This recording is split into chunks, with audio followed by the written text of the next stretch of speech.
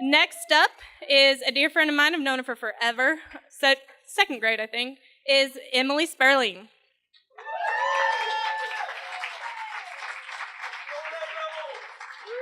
Oh, we have another Red Devil in the house. Very good. So it's hard to follow Katie. Katie, happy birthday. But I'm going to give you a pep talk, specifically a professional coaching pep talk. And, I know it's Friday, and it's a little difficult to kind of put your mindset into it. But when it comes down to it, everybody needs a coach. Kobe Bryant has a coach. Victor Oladipo has a coach. Some of the best CEOs in the country have professional coaches. And so that's what I'm going to do for you today. When we talk about millennials, and not everybody's a millennial in the room, and I think that you can relate to this, but the millennials are otherwise known as Gen Y. They are born from 1980 to about 1995, and they are extremely intelligent. And there's an infographic. We love infographics. I'm a millennial, you're a millennial, many of you are, and we love these infographics. But they are extremely tech savvy, they're well educated, they're putting off having families, they're putting off doing a lot of things, especially because of the wow, we're moving fast, aren't we? They're putting off a lot of things, and what's really important is that we need to put our career first, okay? And by 2020, we're going to have over 50% of the population is going to be millennials in the workforce. So we need to put ourselves forward, and we need to make ourselves stand out. And there are 3 things I wanted to talk to you about today. First, you need to prioritize you. And really, what's going to put you on your A game? A lot of times it's going to be making sure that you get in a workout for the day. Maybe it's making sure that you get 8 hours of sleep.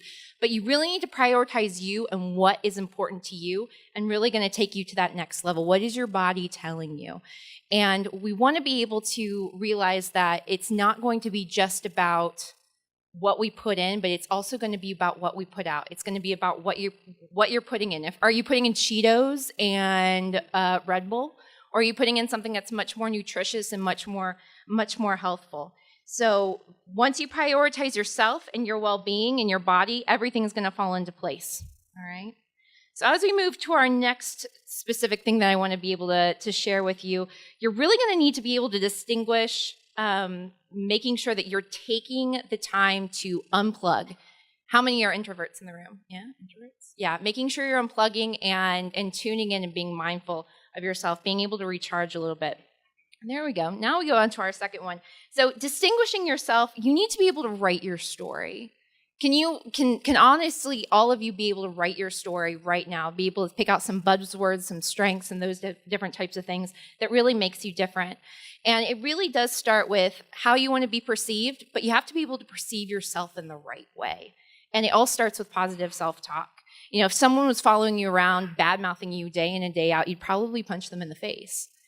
But if that's yourself, you need to take a step back and believe in yourself, because you have to believe in yourself before you can believe anyone else can believe in you.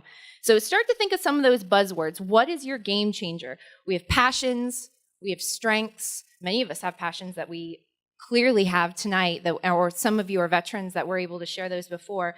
But really, what makes you stand out and what makes you different? And if you're really finding it difficult to figure out what your strengths are and what your passions are, use StrengthsFinder. Has anybody used StrengthsFinder? Yeah, it really helps you being able to articulate what you're passionate about, what your strengths are, and if you need something free, AuthenticHappiness.org, you can get something very similar to be able to articulate those. You also want to be able to identify a mentor or a sponsor. They're the ones that are going to take you to the next level, okay? Those millennials, we're going to be looking to the Gen Xers, and we're going to be looking to the boomers to help us, because they've got our back. And what we need to do is be able to ask them, help me connect with your network, because that success isn't really linear.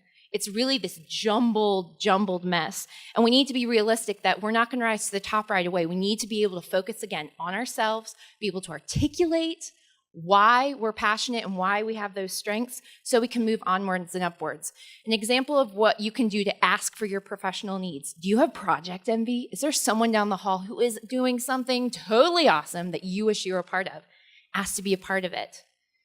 Play to your strengths. If there's something that you love to do, ask if you can do it, okay? And by you using your strengths and you taking it to the next level, all boats are going to rise, okay? You are going to benefit from playing to your strengths. Your bosses, your mentors, whomever that might be, your coworkers, they're all going to benefit from that as well. So as we wrap up, we have the millennials are known as the me generation, and there are so many negative connotations around that. But what we need to do is, yes, we need to prioritize us. We need to put ourselves first, and then everything else, again, will fall into place. You need to be able to articulate your stories. What are your passions? What are your strengths?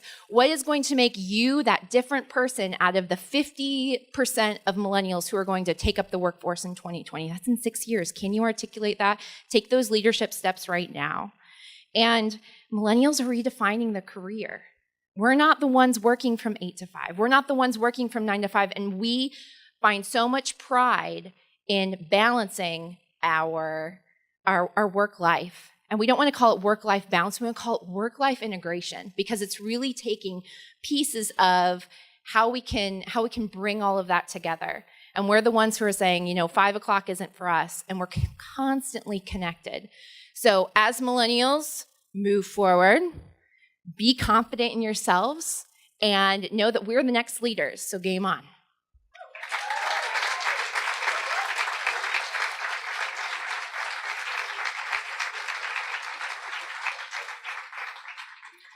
So all of you entrepreneurs out there that are here for Combine, take note.